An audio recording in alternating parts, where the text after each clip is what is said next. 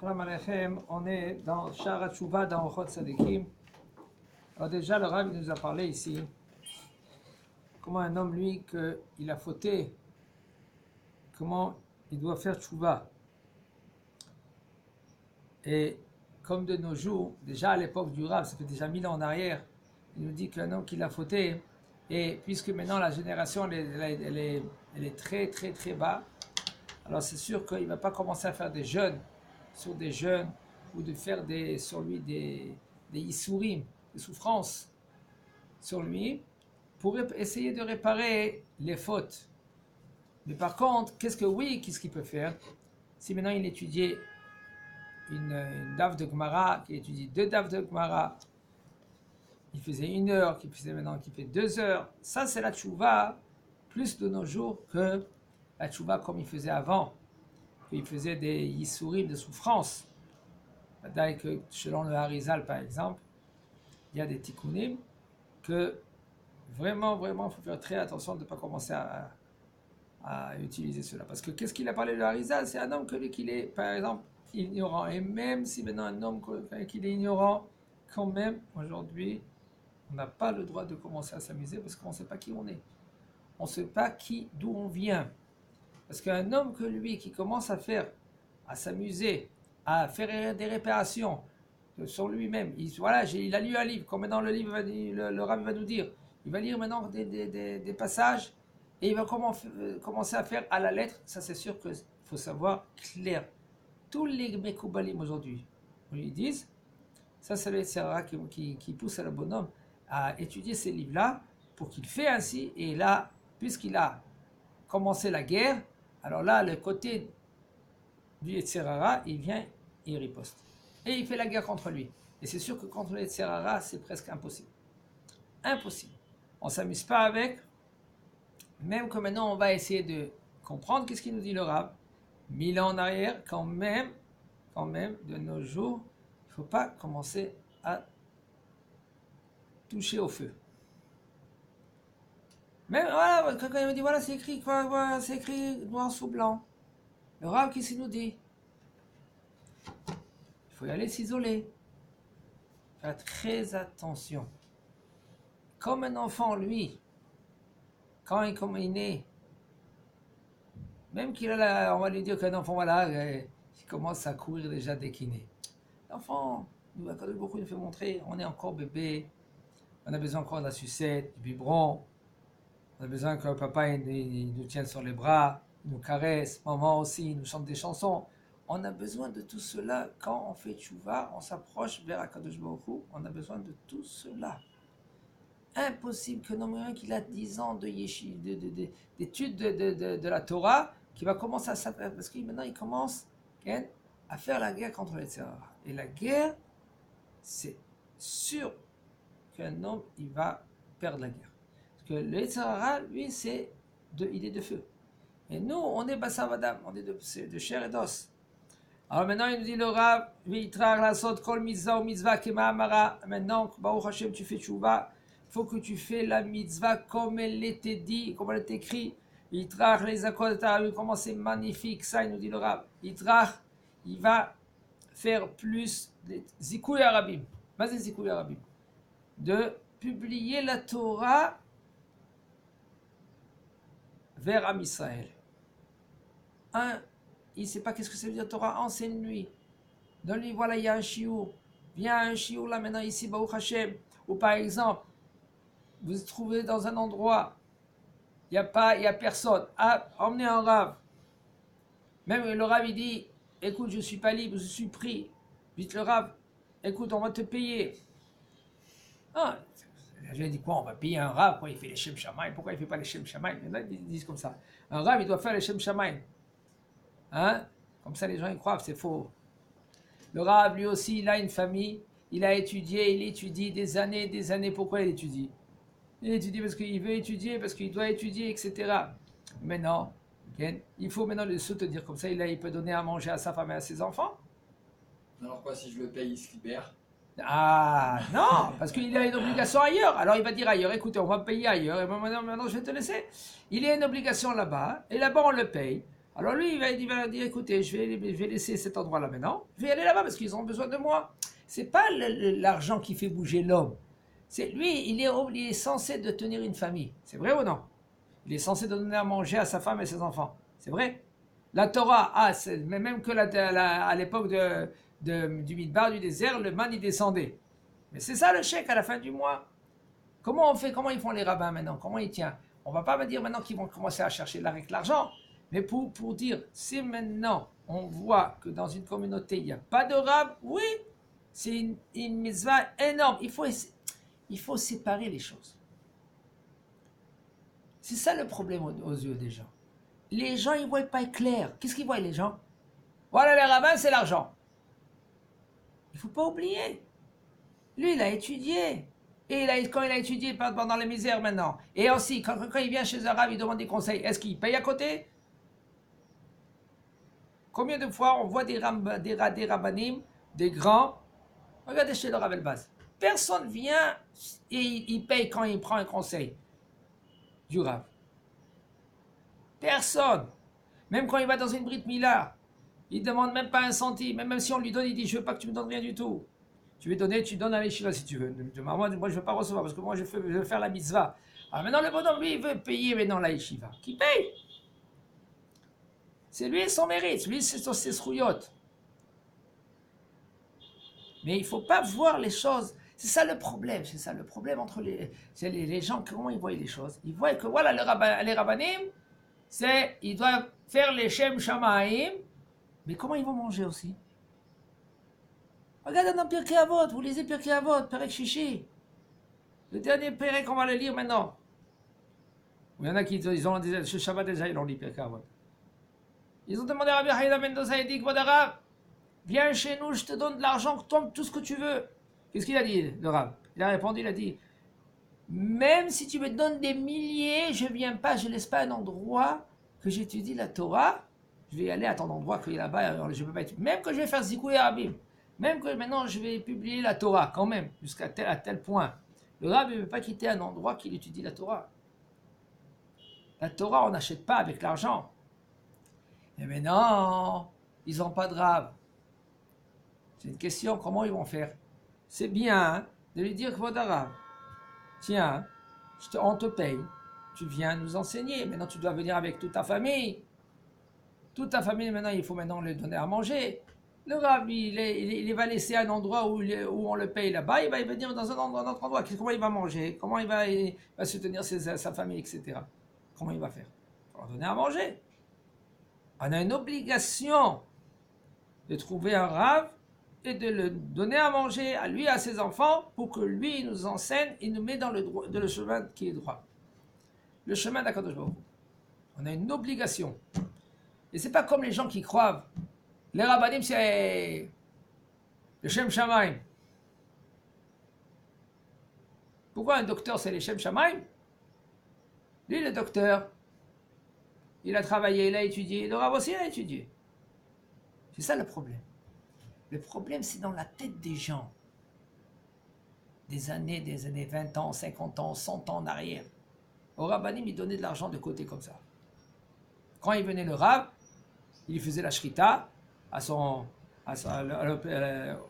au bélier, il avait un petit veau, il mettait l'argent et il donnait comme ça. Et quand il voyait maintenant un député qui passait, ou quelqu'un de l'université qui passait, il faisait le kavod. Alors maintenant l'enfant il voit ça. Qu'est-ce qu'il voit? L'argent pour le Rav, tu l'as donné de côté. Et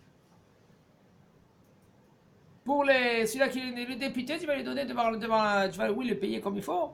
Pourquoi c'est ça? C'est dommage. C'est pas qu'on achète les rabbanim, on n'achète personne. Mais il doit manger lui aussi. Il doit donner à manger à ses enfants. Il y en a beaucoup qui ne sont pas d'accord. Qu'est-ce que je dis maintenant? Vous savez pourquoi? Parce que le monde, il est parti dans cette direction. On ne sait pas et on ne comprend pas que la Torah, c'est elle qui tient le monde. Tamidei Chachamim Marbim Shalom Ba'olam. Les Tamidei Chachamim, c'est eux qui tiennent le monde. Alors s'ils tiennent le monde, qu'est-ce que tu dois faire? Financièrement, il faut que moi je leur donne pour les tenir. Parce que sinon, comment ils vont tenir? Comment ils pourront tenir le monde? Le Or HaChaim HaKadosh, Lui, il travaillait 2 heures. Mais lui, il faisait un travail qui était très cher. Il brodait avec de l'or. 2 heures par semaine. Ces 2 heures, qu'est-ce qu'il faisait après? Avec l'argent, il donnait à manger à les familles, ses élèves. Une fois, le sultan, il est venu vers lui. C'est l'envoyé du sultan. Je veux que tu brodes au sultan un habit. Il lui dit, écoute, j'ai passé les 2 heures, je ne peux pas les broder maintenant. Tu veux? Dans un mois. Il dit, quoi? On a besoin maintenant. Il dit, je ne peux pas. Moi, j'ai un contrat avec Akadosh Baruch Hu. 2 heures par semaine. Il est venu, il a dit, tu n'écoutes pas? On te prend, on te met dans le trou avec des lions. Faites qu'est-ce que vous voulez. Ils l'ont pris, ils l'ont mis dans le trou avec des lions. Le lendemain matin, ils ont vu, les lions, ils l'ont pas touché. C'est pour ça qu'il s'appelle Ohaim Akadosh. Pourquoi Akadosh? Il était là-bas, il étudiait, et puis les lions, ils étaient autour comme des petits chiens là.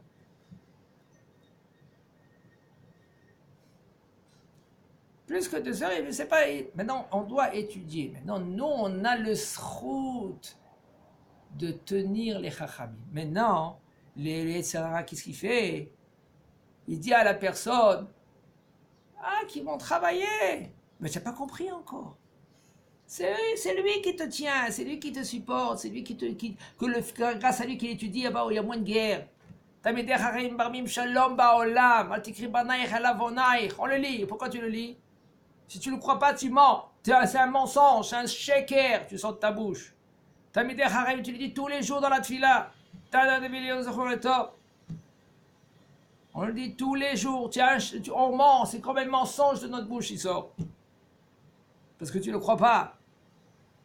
Qui c'est qui fait la paix dans le monde? C'est ça les problèmes. Le problème, il est le bonhomme. Lui, dans sa tête, c'est pas clair. Il ne croit pas. On est obligé de travailler tout le temps, tout le temps, tout le temps. C'est Talmidei Chachamim, le fait qu'il étudie. Ah, mais non, des fois, on voit des choses qui ne sont pas correctes. Mets ça de côté. Le Sahara, il fait montrer des choses, et il y a aussi des choses qui ne sont pas correctes. Parce que le Sahara, il est de partout. Le Sahara, il a été donné à Am Israël quand ils étaient sous le mont Sinaï. Quand Am Israël était sous le mont Sinaï, ils ont reçu la Torah, c'était comme des anges. Et la Torah, elle a parlé aux anges. Am Israël, qui étaient au niveau. Et après, qu'est-ce qu'ils ont fait? Ils sont vite tombés. Qu'est-ce qui s'est passé? Le Yetzer Hara, il est venu là. Le Erev Rav, il était là. Il a commencé à faire n'importe quoi. Et ils ont fait le veau d'or. Et Hachem Ishmael, ils étaient au niveau très haut. Ils sont tombés très bas. Très, très, très bas. Qu'est-ce qui s'est passé? Vous avez reçu la Torah, ça fait quelques moments.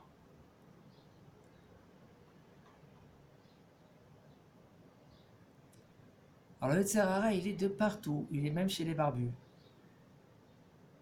Et le Yetzer Hara, lui, il fait montrer qu'est-ce qu'on veut voir des fois. C'est clair. Alors, mais c'est pas à nous à tomber dans le panneau.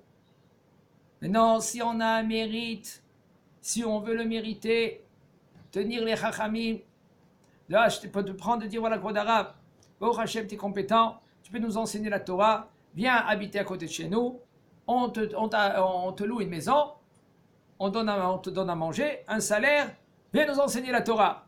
Si on a un mérite. Mais si le Yetzer Hara, lui vient, il nous tourne la tête, il nous fait montrer que t'as vu cela, t'as vu cela, t'as vu cela. Mais là, si on veut croire au Yetzer Hara, maintenant, le srout, il est moins. C'est à nous à mériter. Alors, il dit le Rav, le fait que le bonhomme, il fait tchouva, veitrach, les akod et tarabim, il faut que lui, maintenant, Baruch Hashem, quand lui, il fait tchouva, il faut qu'il va publier la Torah, Zikouy Rabbi, faire mériter à beaucoup de gens, Bigmor Chassadim, de faire chesed. Chesed, c'est pas rien qu'avec l'argent. Les gens, ils croient vraiment que chesed, c'est avec l'argent. Le chesed, c'est beaucoup des fois avec une belle parole. Tu vois ton prochain, comment lui, il est avec la tête qui est très bas, tu viens, tu le remontes ta tête. Kavana, tu lui donnes, tu lui parles des mots qu'ils peuvent lui remonter le moral. Et un homme que lui qui fait tchouva, qui veut faire tchouva, il faut qu'il prie avec une bonne kavana. Kavana, c'est une bonne attention et soumission. Et avec le cœur brisé, de demander pardon à Kadosh Baruch Hu avec toutes les actions qu'il a fait. Un homme, lui, il n'est pas conscient qu'il fait des actions que Akadosh Baruch Hu, il ne veut pas ces actions.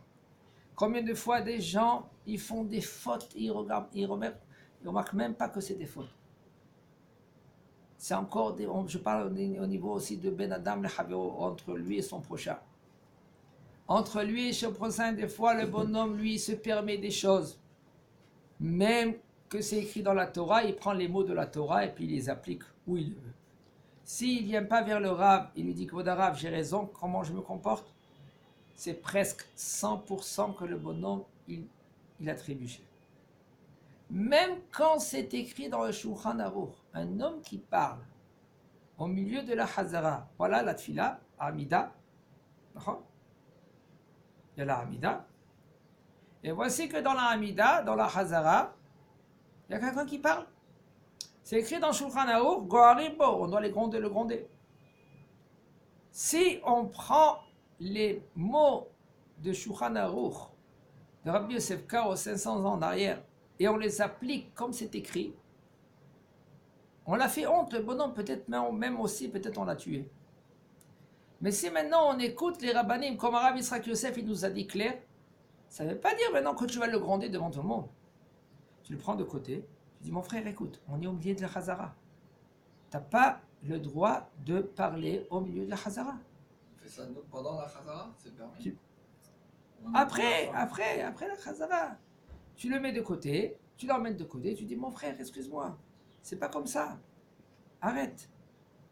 Il faut arrêter de parler au milieu de la Chazara. Il faut lui expliquer la gravité. C'est quoi la gravité? La gravité, Bezat Hashem dans l'Ilchot Chazara, on va en parler. Maintenant, on parle maintenant il y a de Tchouba. C'est très grave de parler au milieu de la Chazara. Il faut savoir que la Chazara, la répétition, c'est encore plus élevé que la Tfila Ba'amida. On est obligé de faire la Tfila Ba'amida Belachash.